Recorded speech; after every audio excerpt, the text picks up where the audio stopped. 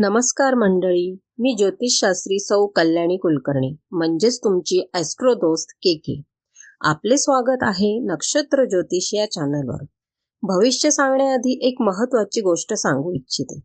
प्रत्येक राशीच्या हजारो लाखो कुंडल्या असतात. म्हणून जरी राशी एक असली तरी प्रत्येक व्यक्तीची कुंडली वेगळी असते आणि त्यानुसार भविष्य देखील थोडंफार बदलते. म्हणून तुमची कुंडली दाखवून योग्य मार्गदर्शन मिळवा. व्हिडिओच्या डिस्क्रिप्शनमध्ये माझा कॉन्टॅक्ट नंबर आहे. अधिक मार्गदर्शनासाठी तुम्ही मला कॉन्टॅक्ट करू शकता. ज्योतिष म्हणजे भविष्य ठरवणारे साधन नाही, ते फक्त योग्य दिशा आणि मार्गदर्शन देणारा प्रकाश आहे. आपले प्रारब्ध, आपले नशीब हे आपल्या कर्तृत्वावर अवलंबून असते. त्यामुळे कर्तृत्वाला प्राधान्य द्या आणि नक्षत्र ग्रहांचा अभ्यास करून फक्त योग्य मार्गदर्शन मिळवण्याचा प्रयत्न करा. आज व्हिडिओमध्ये आपण पाहणार आहोत कुंभ राशीच्या लोकांसाठी डिसेंबर महिना कसा असेल. प्रथम ग्रहस्थिती पाहूया. प्रथम स्थानात न्यायाची देवता, न्यायप्रिय, कर्माचा कारक ग्रह शनी महाराजांची कुंभ राशी आहे व त्या स्थानावरून राहू ग्रहाचे भ्रमण होत आहे. द्वितीय स्थानात मीन राशी असून शनी व नेपच्यून या ग्रहांचे भ्रमण होत आहे. तृतीय स्थानात मेष राशी आहे. चतुर्थ स्थानात वृषभ राशी असून हर्षल ग्रहाचे भ्रमण होत आहे. पंचम स्थानात मिथुन राशीत गुरु महाराज विराजमान आहे. षष्ठ स्थानात कर्क राशी आहे. सप्तम स्थानात सिंह राशी असून केतू ग्रहाचे भ्रमण या स्थानावरून होत आहे. अष्टम स्थानात कन्या राशी आहे. नवम स्थानात तुळ राशी आहे.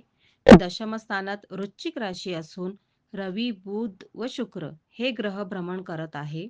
लाभस्थानात धनु राशी असून मंगळ ग्रहाचे भ्रमण या स्थानावरून होत आहे व डिसेंबरच्या उत्तरार्धात रवी, शुक्र हे ग्रह लाभस्थानातून भ्रमण करतील.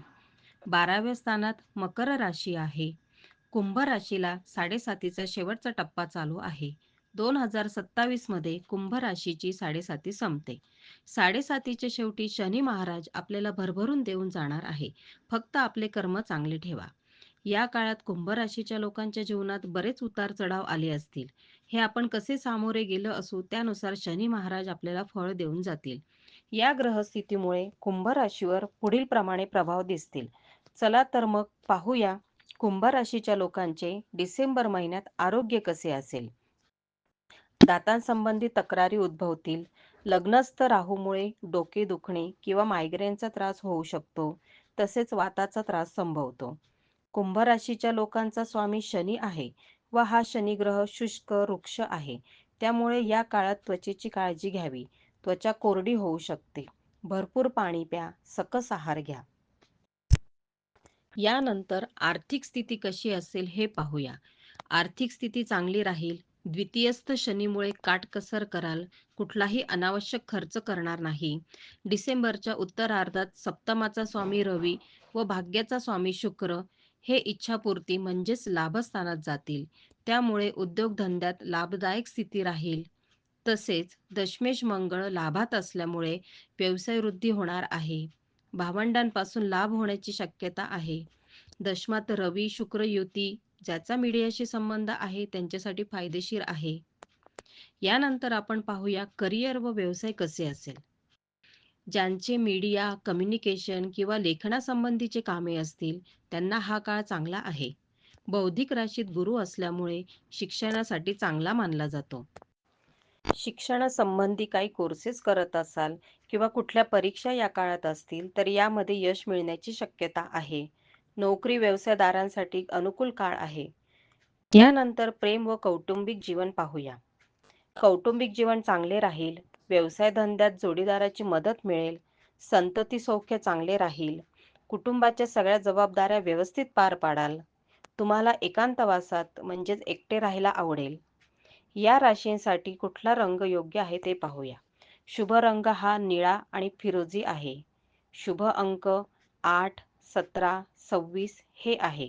शुभ दिशा पश्चिम ही आहे. या राशीच्या लोकांनी उपाय कुठला करायचा ते पाहूया.